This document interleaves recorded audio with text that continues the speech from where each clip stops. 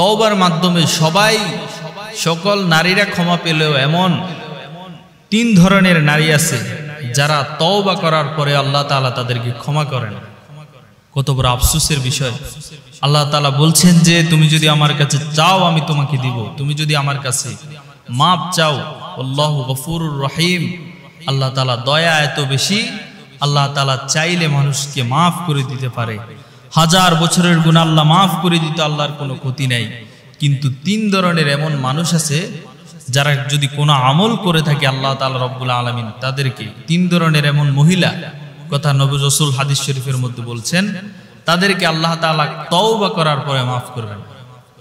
তার মধ্যে প্রথম হলো জেনাকারিনী মহিলা। এমন মহিলা যে জেনা করেছে, নবী করিম সাল্লাল্লাহু আলাইহি ওয়াসাল্লাম হাদিস শরীফের মধ্যে এসেছে, রাসূল করিম সাল্লাল্লাহু আলাইহি ওয়াসাল্লাম একদিন রাসূলের কাছে একজন মহিলা আসলো। মহিলা এসে বললে, ইয়া রাসূলুল্লাহ, আমি জেনা করেছি। এই কথা বলার পরে রাসূল বলেন নাই, রাসূল এই কথা শোনার পরে বিশ্বাস করে নাই। মহিলা আবার বলল, ইয়া রাসূলুল্লাহ, আমি জেনা করেছি, আপনি আমার শাস্তি দিয়ে দেন। এই কথা বলার পরে নবীজি 3 বার যখন বলল, রাসূল বলল, তুমি যে জেনা করেছো এটার সাক্ষী কি? সেই বলল, আমার পেটে জেনা করার কারণে একটা বাচ্চা চলে এসেছে, এটা হলো তার প্রমাণ। নবী করিম সাল্লাল্লাহু আলাইহি ওয়াসাল্লাম বলল, এখন তো তোমাকে রজম করা যাবে না, কারণ এখন তুমি অন্যায় করেছো ঠিকই, তোমার পেটের বাচ্চা তো কোনো অন্যায় করে নাই। তুমি অন্যায়ের মাধ্যমে ফেসে দুনিয়াতে আসলেও সেই পেটে গর্ভ হয়েছে তুমি অন্যায় করার কারণে, কিন্তু এতে তো তার কোনো দোষ ছিল না।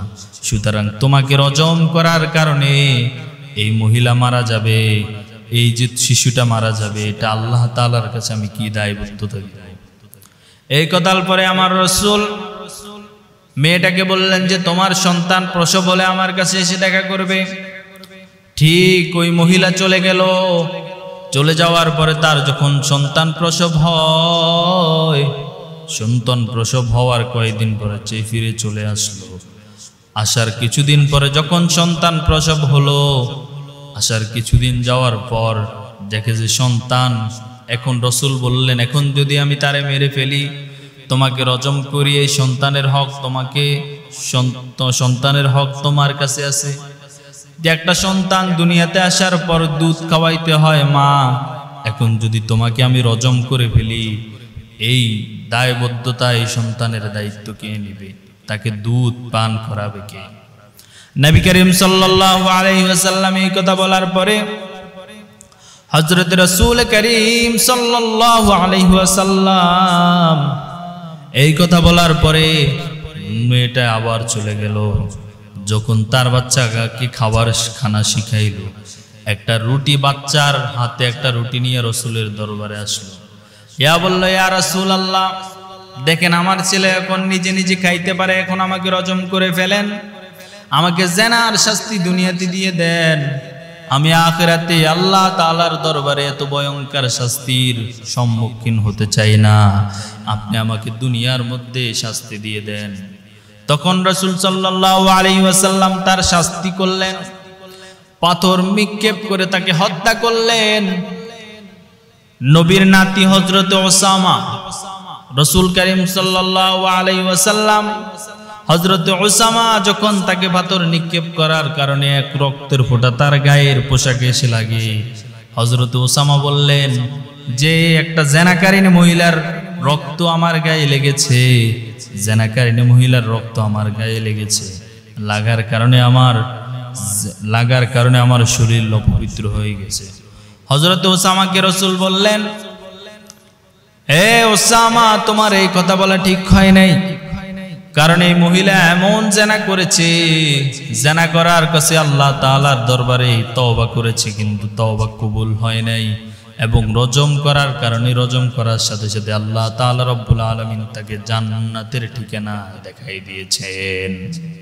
রজম করার কারণে তার সব গুনাহ মাফ হয়ে গিয়েছে। এজন্য তিন ধরনের নারীর কথা বলেছি। এই 3 ধরনের নারী আল্লাহ তাআলার কাছে কখনো ক্ষমা পাবে না। এর মধ্যে এক নম্বর জেনাকারিনী মহিলা, যেই তওবা করলে আল্লাহ তাআলা রব্বুল আলামিন তার জেনার গুনাহ মাফ করবে না। 2 নম্বর হলো স্বামীর অবাধ্য থাকে এমন মহিলা, যে স্বামী কথা মতো চলে না, স্বামী যদি তাকে পর্দা করার জন্য বলে পর্দা করে না। সুতরাং এমন মহিলা যার দ্বারা বাহিরের বেগানা পুরুষ পর্যন্ত গুনাহে লিপ্ত হয়ে যায়। ধরেন আপনার বাড়িতে বউ আছে, আপনার বউ সাজুগুজু করলে মার্কেটে গেল, এখন 10 জন পুরুষ দেখলো, আপনি স্বামী বলেছেন যে তুমি পর্দা করে যাও, পর্দা করে যাওয়ার কথার বলে সেই নিজের স্বাধীনতা বোধ করে সে আর পর্দা করে যায় নাই, এই যে সে গুনার বাগিটা হলো, এই মহিলাও তওবা করলে আল্লাহ তাআলা রব্বুল আলামিনের কাছে ক্ষমা পাবে না। 3 নাম্বার হলো এমন মহিলা স্বামীকে কষ্ট দেয়। এই বিষয়টা আমাদের কাছে খুব, বর্তমানে আমাদের কোর্ট আদালতে নারী নির্যাতনের মামলা হয়, কিন্তু পুরুষ নির্যাতনের মামলা নাই। আপনি বাংলাদেশে কিছুদিন পর পর একটা ঘটনা আসে যে অনেক মহিলারা পুরুষের পুরুষাঙ্গ পর্যন্ত কেটে ফেলে।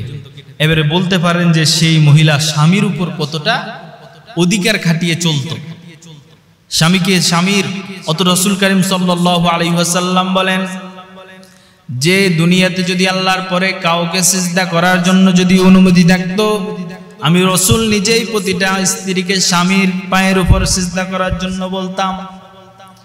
কিন্তু আয় আফসোস, এত উচ্চতা দান করেছেন স্বামীর বাধ্যে থাকা, স্বামীর কথা শোনা এত জরুরি একটা মহিলার জন্য, কিন্তু বর্তমান জামানা এমন হয়েছে যে স্বামীদেরকে মহিলারা নাকের ডগায় রশি দিয়ে টানে টানে ঘুরায়, বউ যেটা বলে সেটা।